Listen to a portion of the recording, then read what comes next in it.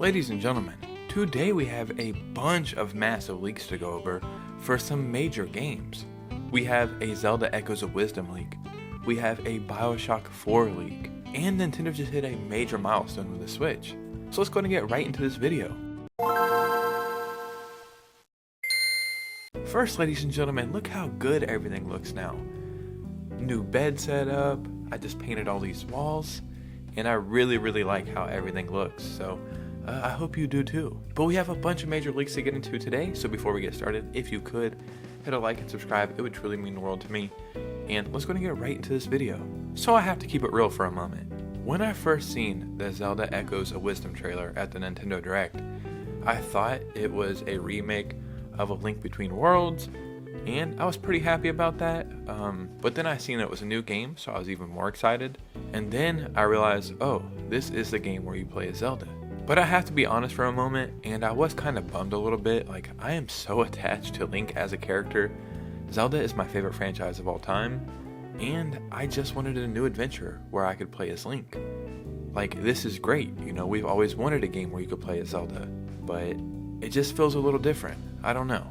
Like, I get why they're doing it, and I get where they're coming from, and I know I'm probably the odd one out here, but I just wanted to play as Link in this new adventure. But even though it's a Zelda-focused game, you see Link fighting a little bit at the beginning, so will you actually be able to play as Link as well?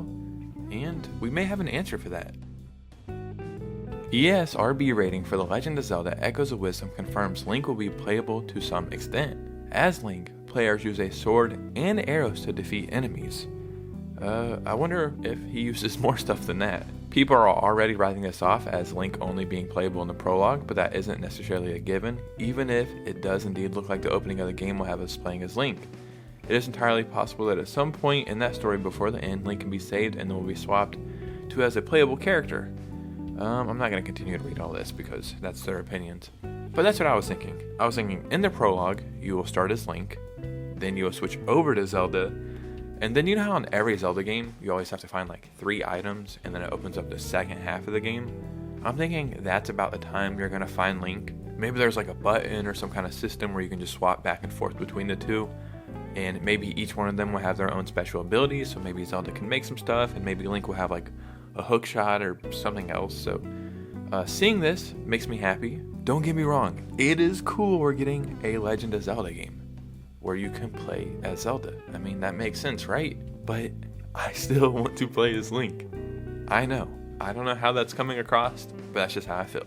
Now, another major game. I think last week I covered a leak about Bioshock 4, saying that they're like hiring 1 million people. Not 1 million, let's keep it real here. They are hiring like 80 people for game development for Bioshock 4, and that was an amazing update. But now, ladies and gentlemen, we have an actual look at Bioshock 4. From what I've seen, I think it's one single image, but how much do you really need, right? So here's a whole article wrote about this. I don't know if this is a real logo right here, but if it is, do we like this? I don't know. I really don't know. Like, I get what they're doing here. I would almost like them like not to have this dot at all and just Bioshock with a 4. It's like, okay, I can understand what you're doing. Or they could flip, actually no, that doesn't make sense. I was gonna say maybe they can flip this upside down and then have the 4 going both ways, but that might accidentally make a swastika or something. So let's not do that. We're not gonna read any of this, but yeah, here's the actual screenshot right here. Can we make this bigger? So here's the actual screenshot right here. And what you're seeing from this is a gun. I'm sure we're looking at some kind of tower or something. And then here's a UI system. LB and RB, what is that on? Left button, right button. Is that the Xbox? Yeah, I'm pretty sure that's Xbox, right? Obviously this is probably being developed on PC, so that's probably through PC. They're probably using an Xbox remote, or I don't know. I don't know what's going on here, but Bioshock Infinite is one of my favorite games, I think, of all time, really. I've played it twice. I played it on the Switch. It looks and runs amazing. I'll keep it real. I'm not that big a fan of the first two. They're a little too slow for me. And then down here it says Parkside Demo. I think Parkside was the code name for Bioshock 4. But it's strange because they're working on this, but then they also have that other game I think called Judas that the same team is working on, and it looks very Bioshocky. So Very strange to be working on both those games at the same time. It's like, I get you're making a brand new IP, but what's the point if you're going to make basically a Bioshock clone? I read somewhere that this is from like 2001 or 2002. I don't know if we can see anything up there, does it say?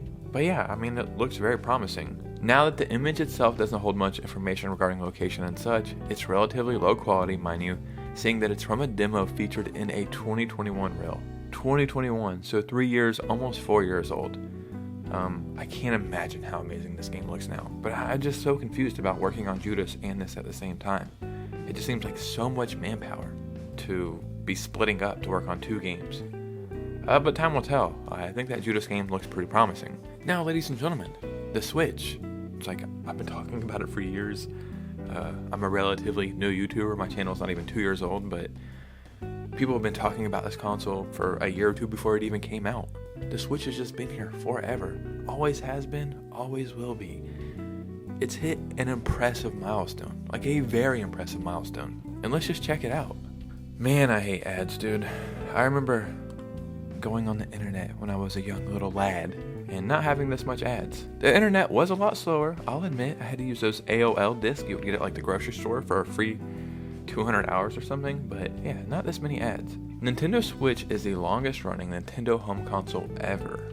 So what's the longest running handheld console? I'm confused. While the Nintendo Switch has yet to beat the DS in terms of lifetime sales, it's less than 14 million behind it at the moment, the console has managed to break a different record. Since its worldwide launch, March 3rd, 2017, the Nintendo Switch has been the company's primary console for 2,688 days. As of July 12th, I'm recording this on the 14th, meaning it's now the company's longest running home console before the arrival of a successor. This beats a record previously held by the Famicom, known as the NES in the West, which was Nintendo's main console for 2,686 days. So we're just beating it by a few days, crazy. And that was before the launch of the Super Famicom, or the Super Nintendo, or the SNES, or the SNES, whatever the hell your little gaming heart desires to call it. In Japan in November 21st, 1990. As shown in the graph by Python23 on Reddit, the Switch isn't the longest serving Nintendo console overall. That title goes to the Game Boy, which was Nintendo's primary handheld for 3,471 days in Japan, between its launch on April 21st, 1989, and the Game Boy Color's rival October 21st, 1998. That's kinda crazy. So the Wii U from the Switch was the shortest time between Nintendo home consoles. So why the shortest ever transition was the Game Boy Color to the Game Boy Advance at 883 days. How long is 883 days? Maybe like 2.5 years or something? That's pretty short. But ladies and gentlemen, what do you think about all this information? Echoes of wisdom. Do you only want to play as Zelda the whole time? Do you want to play as Link as well? What are your thoughts on that?